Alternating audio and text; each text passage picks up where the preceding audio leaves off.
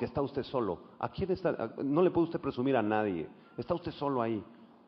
Como usted alaba ahí en lo secreto, como usted ora ahí en lo secreto, eso es lo genuino delante de Dios. Muchos de nosotros nos cuesta mucho trabajo tener esta vida y este nivel de intimidad con Dios, porque estamos acostumbrados a lo light, a lo rápido. Prendes la tele y rápido las noticias. Vas al examen, rápido el examen. Vienes a la iglesia, el servicio light. Ay, la prédica estuvo muy larga. Estás acostumbrado a lo light, rápido. La alabanza 5 minutos, la prédica 15 minutos, rápido, rápido. Estamos acostumbrados en un mundo light. Y si queremos conocer a Dios, tenemos que pasar horas de rodillas y en su palabra, en lo secreto, ahí Él nos habla, ahí Él nos revela su voluntad. ¿Vienes tú atribulado esta tarde? ¿Vienes con problemas? Tal vez estás sufriendo, tal vez estás pasando por tribulación, tal vez estás pasando por un problema económico, una deuda muy tremenda, una enfermedad en tu familia. El otro día una hermana vino y me dijo, es que mi hija se está muriendo, hermano, tiene un problema de alimentación, se está muriendo en la casa, desesperada. ¿Y cómo vas a pasar las horas más oscuras de la noche si no tienes comunión íntima con Dios? No vas a poder pasar por ese valle de sombra y de muerte si no estás pegado con Dios. Levanta tus manos, dilo, Señor, ayúdame a buscarte en lo secreto, Señor. Revélate a mi vida en lo secreto, porque tú que ves en lo secreto, me recompensarás en lo público. Amén. ¿Quieres tú que te asciendan en tu trabajo? Y ahí te estás peleando por el puesto.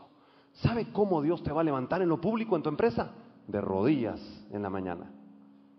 ¿Quieres comenzar en un ministerio? ¿Quieres predicar? ¿Quieres hacer cosas en la iglesia? Y quieres hacerte amigo ahí del pastor porque piensas que por las relaciones vas a llegar. Negativo, mentira, en lo secreto, de rodillas, ahí en tu cuarto, y Dios te va a levantar en lo público. Tarde o temprano, es palabra de Dios. Amén. Dele un aplauso de gloria a Jesús, sí, amén. Amén. En segundo lugar, regrese a Mateo capítulo 2, versículo 16 al 18. Tremenda enseñanza vamos a aprender esta noche.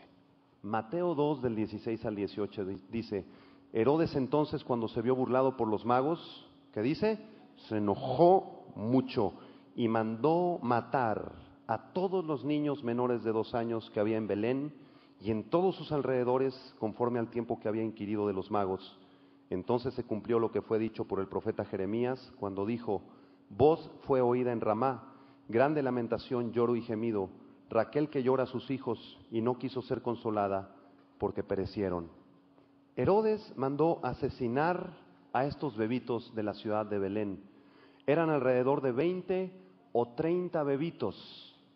Imagínate niñitos recién nacidos en los brazos de sus madres, siendo amamantados todavía tal vez de 3, 4, 6 meses de edad, niñitos más grandes de 1 año y medio, los más grandecitos de 2 años, 2 años y pico, tal vez estaban empezando a caminar.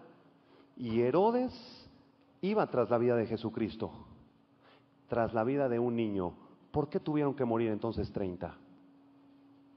¿Por qué Dios permitió que estos niños fueran asesinados por el rey Herodes?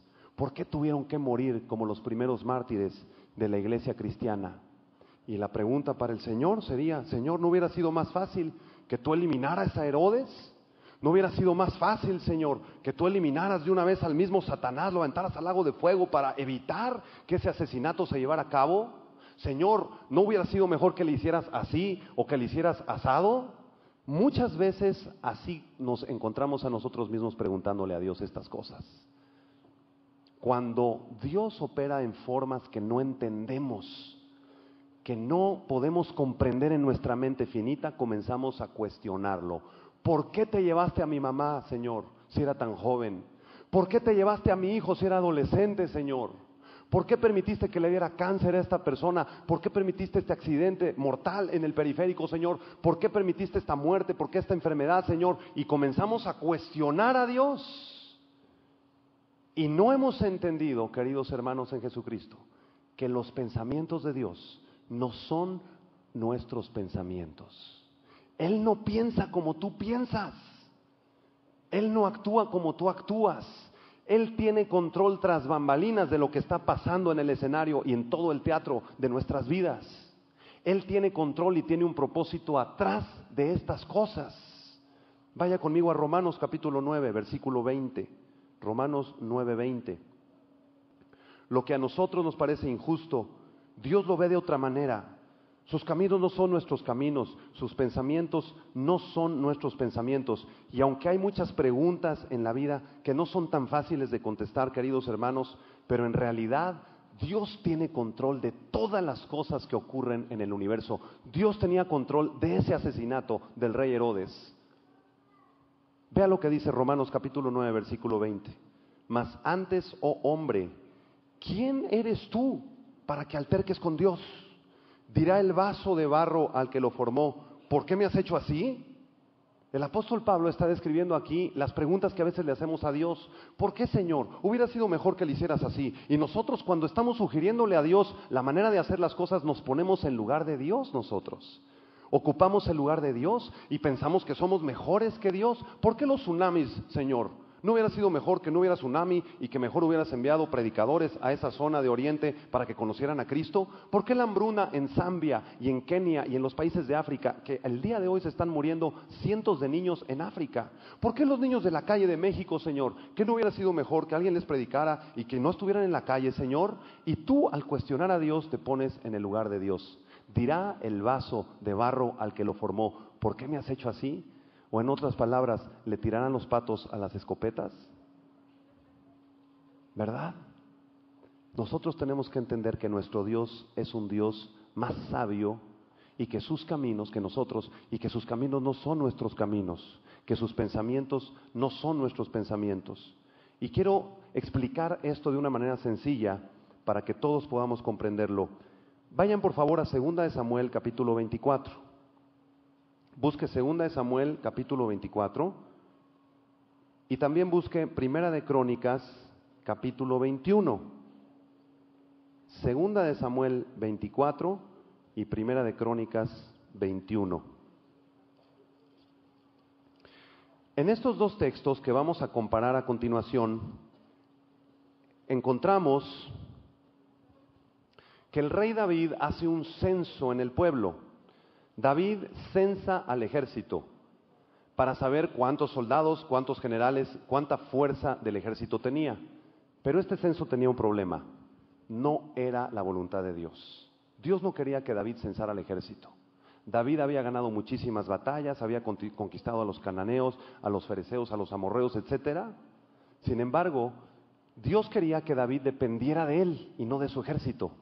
Dios jamás le mandó a David que hiciera este censo. Pero vamos a comparar estos dos textos. 2 de Samuel 24, versículo 1, vea lo que dice. Volvió a encenderse la ira de Jehová contra Israel e incitó a David contra ellos a que dijese, ve, haz un censo de Israel y de Judá. ¿Quién incitó a David para que hiciera este censo? ¿De acuerdo a este versículo? Jehová, ¿correcto? ¿Está usted de acuerdo? 1 de Crónicas capítulo 21. 1 de Crónicas capítulo 21. En este capítulo de Crónicas se narra la misma historia. Crónicas y Samuel tienen pasajes paralelos, se narran las mismas cosas con diferentes detalles. Entonces, en este capítulo, 1 de Crónicas 21, dice lo siguiente: pero Satanás se levantó contra Israel e incitó a David a que hiciese censo en Israel. ¿Quién incitó a David para hacer el censo? Satanás.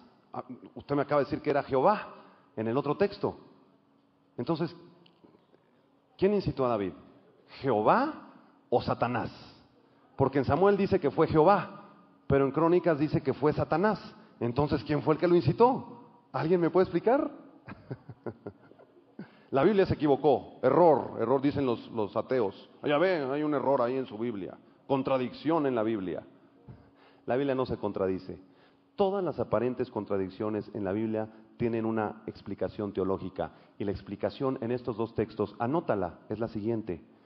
Dios emplea de forma soberana y permisiva a Satanás para cumplir sus propósitos. Lo repito, Dios puede emplear, puede usar de forma soberana y permisiva a Satanás para cumplir los propósitos de Dios.